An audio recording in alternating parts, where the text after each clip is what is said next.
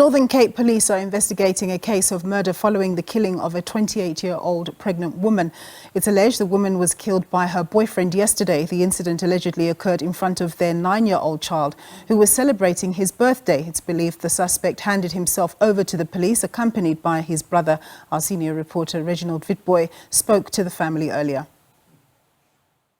In Kimberley yesterday, when a 28-year-old woman, Danielle van der Linde, was killed allegedly by her partner. We also know that she was also pregnant at the time, and this happened in front of their 9-year-old son, who also celebrated his birthday yesterday.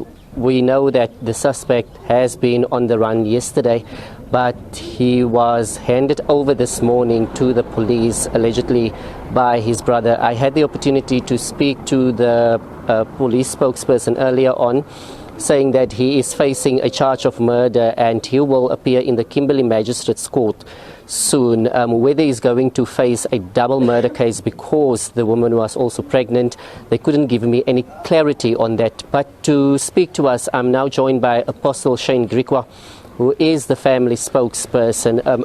A very good morning to you, Apostle. A very sad situation it is, and what transpired here yesterday. Just tell us, in terms of the person that Danielle was, who was she? Good morning to you and your viewers. Danielle was a lovely, bubbly person. She was somebody that cared for other people. She was somebody that was full of love and joy and laughter. She had her internal pains and struggles, but she never exposed them to public. She exposed the joy and the laughter that she had for other people. And she was very, very committed to her motherly responsibilities in being a mother and bringing up her children. And then we also know that this happened in front of the 9-year-old son. The children, they go for counseling as yet? We are in the process of getting a psychologist to counsel the children. We had some social workers here this morning from the Department of Social Development that came and advised us as to how the process will unfold. We are looking for some psychologists to assist us with the children and giving them counseling. It is really a sad picture, especially for the children. I mean, a 9-year-old child to experience this in full view, and that image will stay with the rest of the child's lives with the child. So it's really sad for the child as well, and we pray that the child will outgrow that in some sort of way as to deal with it and get over the bridge, and ongoing counseling is really needed in this instance.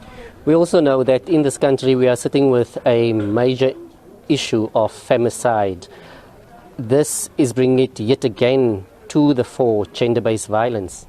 Yes, indeed. Gender-based violence is very critical, in particular in our communities where it is not reported, or when communities do not report it due to the slow response of police. I know in this incident in particular, police was phoned quite a few times and the response was very slow. At the last moment, they got police who also came with an ambulance, which was a little bit too late. So it exposes the increased number of gender-based violence that is happening on a daily basis, in particular in young couples' lives, where the young couple they believe they are in love, and for the sake of love they don't want to report it. And we do know that anybody can be abused in a relationship, but it is high time that such relationships must be exposed. People should not keep silent. We should stand up as a community, in particular in Colville Floors communities, where these issues are not raised. We grew up in front of gender-based violence. We grew up in domestic violence. We grew up seeing people beating the other one, abusing the person financially or sexually in public, or emotionally or spiritually. So this exposed the high level of GBVF that is in our communities, and we don't take it up. When you consult with the families of people that are victims of gender-based violence, for example, married couples, when you counsel them, their parents or the religious structures will advise them, pray about it, work around it, don't walk out of the relationship or the marriage because of the children. You can't remain in an abusive relationship because of the children or because of God or because of the marriage. God would not advise divorces and these things, but God would not want to see his children stay in abusive relationships. So you have to walk out if you can't talk it out. But so many of our young people are victims of abuse, and the perpetrators abuse the victims, and in the long run the victims become abusers themselves. So really we need to address this as a community as well. And then also in terms of funeral arrangements, how far is the family? As the family, we just got from the forensic to get the details as to the post-mortem. So we will definitely by tomorrow have a clear answer as to the funeral, but probably this coming Saturday. But we still need to sit with families, both families as well, to see how we will pave the way and have a beautiful send-off, of which we know it's emotional, it's unplanned, it's not something that we can desire.